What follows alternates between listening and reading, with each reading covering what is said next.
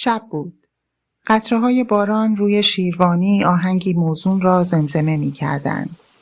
صدای بارش باران با صدای سنتور مادر در هم آمیخته بود و صدای گرم پدر که دو بیتی‌های بابا طاهر را می‌خواند در تمام حیاط پیچیده بود.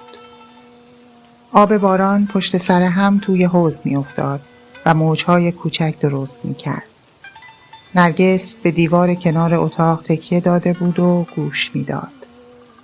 قطرات اشک راهی از چشمهایش باز می‌کرد و لای روسری سیاهش گم می‌شد. پیراهن سفید پدر روی طناب مانده بود و از آستین‌ها و یقه‌اش آب می‌چکید. درخت سبز نارنج که به جز 2-3 میوه دیگر باری نداشت، قد علم کرده بود و برگ‌های خود را می‌شست. پاهای نرگس یخ کرده بود. پنجه‌هایش را جمع کرد و زانوهایش را بغل گرفت و باز به صدای پدر و صدای دست مادر گوش سپرد. دلم مثل سیر و سرکه می جوشه. منتظرم تا هر لحظه پدر بزرگ بیاد و با مشتهای بزرگش به در بکوبه و داد و بیداد را بندازه. 3 سال پیش هم درست همین موقع ها بود که مامان بزرگ فوت کرد. اون وقت بابا شب 40 مادرش اومد توی همین اتاق و میله های مضراب سنتور رو به دستش گرفت و زد. هی زد و گریه کرد. بعد پدر بزرگ اومد دم در و پشت سر هم به در کوفت و هوار کشید. آهای پسری از خدا بی خبر، شب 40 مادرته، اون وقت اومدی توی خونت نشستی ساز میزنی؟ بعد هم حرفایی زد که من معنی خیلی هاش رو نمیفهمیدم. وقتی پدر بزرگ این حرفا رو زد، پدر دست از زدن برداشت و تون اشکاشو پاک کرد.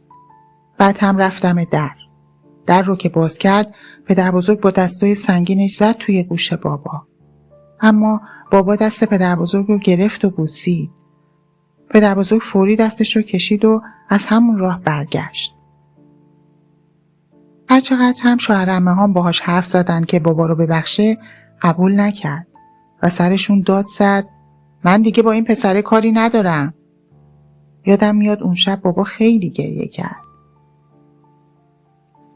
وقتی یاد اون شب میافتم دلم به حال بابا میسوزه. حالا هم ترسم از اینه که دوباره اون صحنه تکرار بشه. حالا دیگه وضع فرق میکنه، خیلی خرابتره. این بار داداش ناصر مرده. وای، این دیگه چی بود؟ باز پدر بزرگه. آروم بلند میشم و به طرف در میرم. حالا دیگه صدای سنتور نمیاد. در رو که باز میکنم پدر بزرگ مثل پهلوونا جلوم ظاهر میشه. من پدر بزرگ رو خیلی دوست دارم اما یه چیزی ته دلم میجوشه. پدر بزرگ نگاهی خشمگین به من میکنه و میگه این بابا ننه تو حرمت سرشون نمیشه؟ بعد طوری که مامان و بابا بشنون داد میزنه تو شب 40 اون خدا بیامرز هیچی بهت نگفتم. هرسم میگیره، با خودم میگم پس اون کشیده چی بود؟ صدای پدر بزرگ بالا میگیره عروس تو دیگه چرا؟ میگم اون موقع مرگ مادر شوهرت بود، حالا چی؟ حالا که جگرگوشت از کفت رفته شرم نمی کنی؟ صدای یا علی پدر بلند میشه. گریم میگیره، گمونم باز حال مادر به هم خورده. اما پدر بزرگ اعتنایی نمیکنه و ادامه میده شب ختم جلوی خودتون رو گرفتین که بگین آدم شدین تا چند نفر رو دور خودتون جمع کنین آبروتون نره هان؟ ای والله به غیرتت حسام. بعد هم در رو محکم میبنده و میره. جونم تا گلوم بالا اومده. میخوام برم و داد بزنم و چیزی بگم اما یادم میاد که شب 40 حاج سید ابوالحسن هم بابا سنتور زده بود. همون شبی که پدر بزرگ داشت برای عروسی عمو حامد آماده میشد. پدر بزرگ نمیخواست بابا بیاد تو عروسی. برای همین اصلا سراغ ما نفرستاد. اونم نمیدونست که بابا مثل همه شب‌های 40 داره تو خونه عزاداری خودشو میکنه. اصلا پدر بزرگ حاجی رو نمیشناخت اما اون منو که میشناسه. اگه با هم رفیق بودیم اونم خیلی اون وقت بهش میگفتم که وقتی مامان و بابا فهمیدن داداش ناصر مرده چی کار کردن. مادر اول مات موند، بعد روی زمین زانو زد و 2 دستی زد توی سرش. اون شب هم بارون اومد کنار باغچه و گلای نرگسی رو که اونقدر براشون زحمت کشیده بود از ریشه در می آورد و با گلهای باغچه می ریخت رو سرش. بابا هم کنار در روی زمین نشسته بود و های های گریه می کرد. از همون شب بود که مامان مریض شد.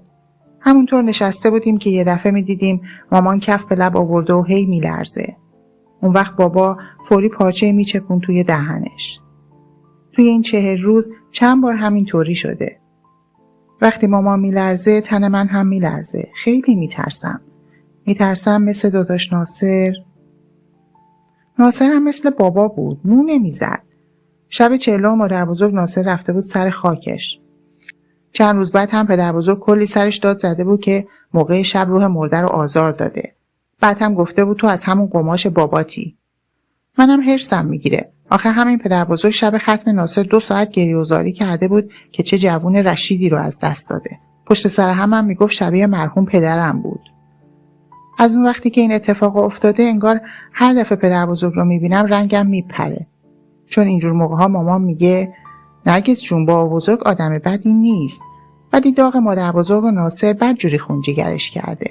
اگه تو هم جای او بودی همین حالو داشتی.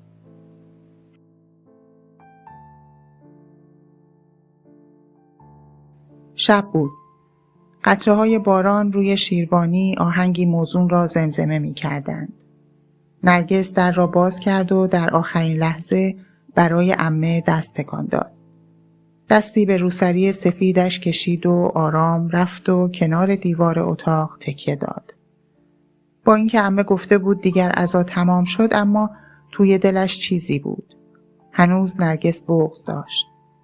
ناخودآگاه گریه‌اش گرفت. قطرات اشک لای روسری سفیدش گم می شد و او خیره خیره به پیراهن سیاه پدر که روی طناب مانده بود نگاه می کرد. شب بارانی بود و دل آسمان گرفته. نرگس صدای سنتور مادر را شنید و آواز 2 بیتی های پدر را و با خود فکر کرد یعنی امشب شب 40 کیه؟